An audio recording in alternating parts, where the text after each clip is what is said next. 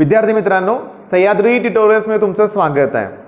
आज अतिशय महत्त्वाच्या मुद्द्यावर बोलायचं आहे। ओके, म्हणजे मी अमित नवले सरांचं जे चॅनल आहे त्यावर मी एक इंटरव्ह्यू बघितला नेहा पवार या स्टुडंटचा, त्याविषयी मी बोलणार आहे। पण त्याच्या अगोदर एक 5 मिनिटं मी तुम्हाला एक गोष्ट सांगणार आहे, थोडीशी माहिती देणार आहे। कसं आहे, आताच्या सध्याच्या पॅन्डेमिकच्या काळामध्ये अनेक लोक अडचणीत आहेत, अनेक लोक त्रासात आहेत, भरपूर लोक त्रासात आहेत। पण एक चांगली गोष्ट अशी पण माझ्या लक्षात येते की अनेक जण इतरांना मदत सुद्धा करतायत, उत्स्फूर्तपणे म्हणूया आपण। ठीक आहे, मग मी 2 चॅनलची नावं लिहितो इथं। VT वर्ल्ड म्हणजे वैभव तुपे यांचं ते चॅनल आहे, ते सध्या कॅलिफोर्निया US मध्ये आहेत, साताऱ्यातील ते आहेत। ओके, त्यांचा व्हिडिओ बघितला, त्यांची लिंक मी डिस्क्रिप्शनमध्ये देतोय आणि ते मुलांना हेल्प करायला तयार आहेत। सध्या ते ठीक आहे सॉफ्टवेअर फील्डमधीलच आहेत। ओके, त्यांना त्यातील 10 वर्षाचा अनुभव आहे। आता माझा अनुभव सांगू का गेल्या वर्षीचा, की 99% मुलांना CS हवंय, ते पण COAP CS हवंय, नाहीतर IT नाहीतर ENTC। ओके, शेवटी जायचे त्याच फील्डमध्ये। मग अशा वेळेस 4 वर्षानंतर आपल्याला त्या फील्डमध्ये आपले म्हणजे थोडक्यात ना कोणतं स्किल अक्वायर करणं गरजेचं आहे किंवा त्यात करिअर ऑपॉर्च्युनिटीज कशा आहेत याच्याविषयी सविस्तर मार्गदर्शन तुपे सर करतील। ओके, मग लिंक मी डिस्क्रिप्शनमध्ये दिलेली आहे आणि त्यांचं एवढंच म्हणणं आहे, तुमच्यासाठी अर्धा तास काउन्सिलिंगसाठी वेळ देणार आहे। पण त्यांचं म्हणणं आहे मग फीज किती? ओके, त्यांचं म्हणणं आहे की डोनेशन द्या, कुठल्याही तुमच्या शेजारच्या संस्थेला द्या डोनेशन। ठीक आहे, काय रिसीट असेल त्यांना दाखवा, ते तुम्हाला हेल्प करतील। म्हणजे मुद्दा असा आहे, इनडायरेक्टली हेतू काय आहे की ठीक आहे ओके, मुख्यमंत्री सहायता निधी म्हणूया आपण किंवा पंतप्रधानचे काही निधी असतात, इथं डोनेशन दिल्यावर आपल्याला कळणार पण नाही आपण कोणाला हेल्प केली आहे म्हणूया आपण। माझं पण म्हणणं तेच आहे की तुम्ही तुमच्या सभोवताली बघा, जिथं शक्य होत असेल तुम्ही हेल्प करा। बर, आता इथं मी प्रणवचं नाव लिहिलंय, प्रणव माझा स्टुडंटच आहे, त्याचं पण त्याच्या टीमचं एक YouTube चॅनल आहे, नाव लक्षात ठेवायला थोडंसं अवघड आहे, TNT टिक्स अँड टॅक्स। ठीक आहे, या चॅनलची पण मी लिंक देतोय। हा ते एंटरटेनिंग चॅनल आहे, त्याचे कॉमेडी व्हिडिओज आहेत, पण बेस्ट खूप छान आहेत, लक्षात घ्या। बरं, त्यांनी पण त्यांच्या चॅनलवर इनिशिएटिव्ह घेतलंय, ते सुद्धा हेल्प करणार आहेत म्हणजे मुलांना नाही म्हणत मी, म्हणून आपण जे गरजू असतील त्यांना। ओके, आता एक लक्षात घ्या, मी इथं लिहिलंय यशोधन ट्रस्ट म्हणून, आपण साताऱ्यातीलच आहेत। ओके, सध्याच्या काळात हे जे बरेचसे म्हणूया आपण, तुम्ही बघताना अनाथ असतात वगैरे लोक, त्यांना तिथं सहारा मिळतो म्हणून यशोधन ट्रस्ट मध्ये। मग यांची टीम त्यांना सुद्धा हेल्प करते, मी सुद्धा तिथं असतो, लक्षात घ्या। मेन पॉइंट काय सांगायचं आहे मला, की तुम्ही हे 2 चॅनल बघा। ओके, तुम्हाला जर काही हेल्प करता आली तर हेल्प करा। ओके, कंपल्सरी नाही आहे ते लक्षात घ्या, पण इथं या सरांकडून जे तुम्हाला मार्गदर्शन मिळेल ते उत्तम असणार आहे, ह्याची मला खात्री आहे। ओके, बर, आता महत्वाचं काय, इंटरव्ह्यू बद्दल बोलूया आपण। मी पूर्ण तो इंटरव्ह्यू बघितला, सरांनी घेतलेला होता। ठीक आहे, त्यातले काही अतिशय महत्त्वाचे मुद्दे मी तुम्हाला सांगणार आहे। ओके, प्रत्येक विद्यार्थी सध्याच्या काळात जसा तणावात आहे तसं नेहा पण होती तणावात म्हणूया आपण, तिने ते ऍक्सेप्ट केलं की बोर्ड प्लस CET ओके हा तणाव असतो, किंवा मॉक टेस्ट मध्ये एखाद्या कमी स्कोर आला की पुन्हा तणाव निर्माण होतो। बरोबर आहे, यातून बाहेर पडलंच पाहिजे। तिचं म्हणणं काय बघा, लक्ष द्या सगळेजण, महत्वाचं, जेईचे जेव्हा पहिला अटेम्प्ट झाला किंवा दुसरा अटेम्प्ट असेल, तिचं पर्सेंटाईल फक्त 23% होतं। ओके, म्हणजे जेईचा तिचा स्कोर फक्त किती होता, 23। अशा वेळेस एखादा विद्यार्थी खचून गेला असता, म्हणजे जेईचे प्रिपरेशन करणारा स्टुडंट जर 23 पर्सेंटाईल मिळतोय तर ओके, पण फायनली तिचे CETचे पर्सेंटाईल होते 99+ म्हणून आपण, आणि ती COAP CS आहे तिची ब्रांच, म्हणजे काय सांगायला नको, 99+ समथिंग खूप चांगले मार्क असणार आहेत। मुद्दा काय, इथं जर एखादा विद्यार्थी खचून गेला असता, ओके, CET कडे पण दुर्लक्ष केलं असतं, नाही मी अजून जेईचा एक अटेम्प्ट ट्राय करून बघतो। ओके, त्याच्याऐवजी पूर्णपणे तिनं फोकस CET वर ठेवल्यामुळे CETत पाहिजे ते यश ते मिळवू शकले। ओके, आता जी काही मुलं 10th स्टँडर्डची पुण्यातील मुलं आहेत, मी त्यांना सजेस्ट करेन की पुण्यात सप्तर्षी क्लासेस आहेत, अमित नवले सरांचे, ते बेस्ट आहेत। जेई साठी पण आहेत, नीट साठी पण आहेत, आणि MHT-CET साठी तर बेस्टच आहेत। तुम्ही पुण्यातीलच स्टुडंट असाल तर सरांचं चॅनल तुम्ही नक्की रेफर करा। ओके, त्याच्यावर नक्की एखादा कॉन्टॅक्ट नंबर दिला असेल सरांशी कॉन्टॅक्ट करा. ओके, आणि पुण्यात इतका बेस्ट क्लास असेल तर फायदा घ्या. ओके करून. बरं, आता नेहाचं म्हणणं काय होतं बघा की बोर्ड प्लस सीईटी. ओके, तिचं म्हणणं क्लिअर होतं की तुम्ही सीईटीची प्रिपरेशन करताय म्हणजे तुम्ही फक्त बोर्डकडे टोटली दुर्लक्ष बिलकुल नाही चालणार. बरं, माझा बोर्डचं काही प्रिपरेशन झालेलंच नाहीये, मी सीईटी आता बिलकुल नाही करणार, पहिला मी बोर्डचं प्रिपरेशन करतो, अशी पण काही गरज नाहीच आहे. लक्षात घ्या अप्रोच कसा हवा आहे बघा. लक्षात घ्या की आज ठीक आहे, आता क्रॅश कोर्समध्ये मी इलेक्ट्रोकेमिस्ट्री हा टॉपिक घेणार आहे.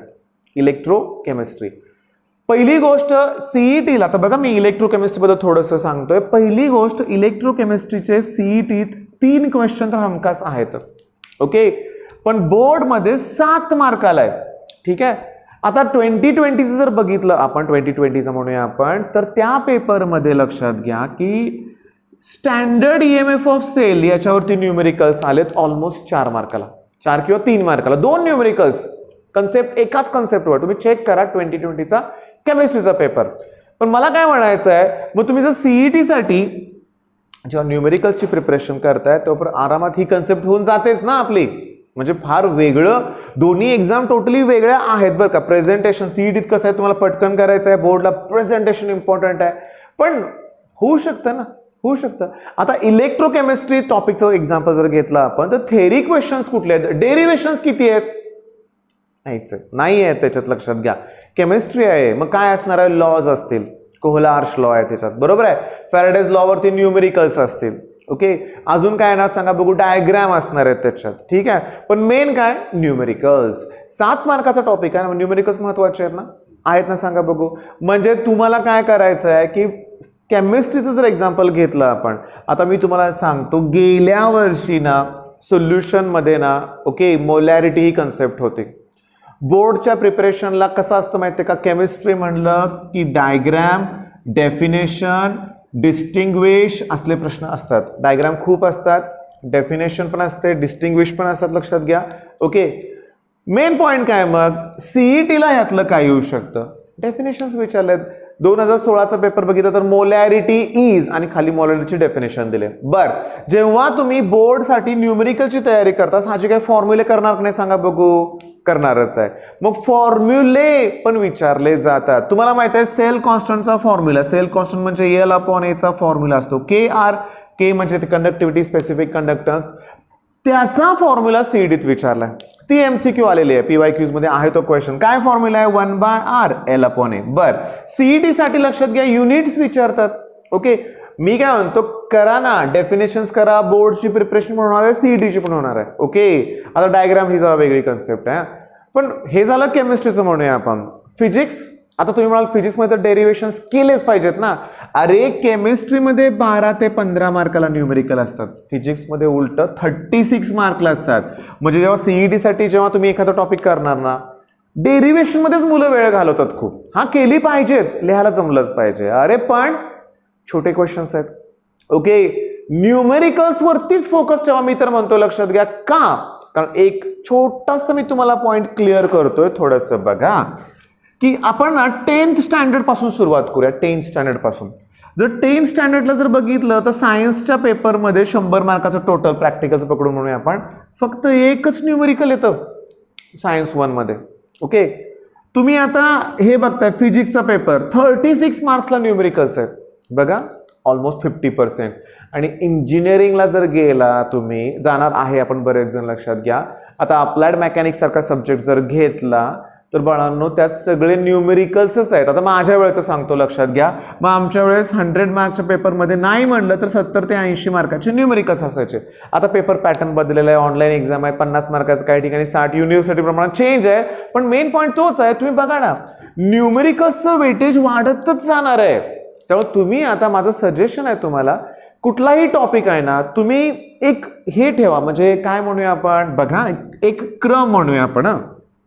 लक्ष द्या, बघा तुम्ही ना फिजिक्सची प्रिपरेशन करायचे तर पहिली गोष्ट त्यातले थेरी क्वेश्चन्स इम्पॉर्टंट आहेत, डेरिव्हेशन्स ते कराच. ठीक आहे, नेक्स्ट स्टेप तुम्ही पुस्तकातले ना सॉल्व्ड प्रॉब्लेम करा. ओके, नंतर पुस्तकातले एक्झरसाइज मधले प्रॉब्लेम फिनिश करा. इथं तुमची ऑलमोस्ट फॉर्म्युले सगळे क्लिअर झालेले असणार आहेत. हे झालं की तुम्ही सीईटीचे PYQs करा, तुम्हाला आयडिया येईल काही ट्रिकी क्वेश्चन असतात. ओके, आणि ते झालं तर तुम्ही त्याच्यानंतर नीटचे फिजिक्सचे क्वेश्चन्स करायचेच, लक्षात घ्या, ते सीईटीत रिपीट होत आहेत. मग मला सांगा, असं जर केलं तर बोर्डची पण तयारी होईल आणि सीईटीची पण तयारी होईल ना. आता एक साधं लॉजिक आहे, जेव्हा तुम्ही एवढं कराल ना, याच्यानंतर थोडासा एक्स्ट्रा वेळ देऊन PYQ सॉल्व्ह करा ना. हा, अजून बोर्डची एक्झाम केव्हा होणार आहे माहित नाही आहे. ओके, आता 7-7 मार्काचे टॉपिक आहेत फिजिक्समध्ये, केमिस्ट्रीमध्ये. ओके, 5-5 जरी टॉपिक क्लिअर केले तर 7 5 35. ओके, म्हणजे ऑलमोस्ट 50% पोर्शन कव्हर होतोय. मग भीती पण राहणार नाही ना, भीती सुद्धा राहणार नाही. बर, आता काम काय करायचं लक्षात घ्या. तुम्हाला काम काय करायचं महत्वाचं, की तुम्हाला हे सगळे चॅनल्स बघायचे. ओके, आणि आज तुम्हाला सांगतो इलेक्ट्रोकेमिस्ट्रीची टेस्ट आहे.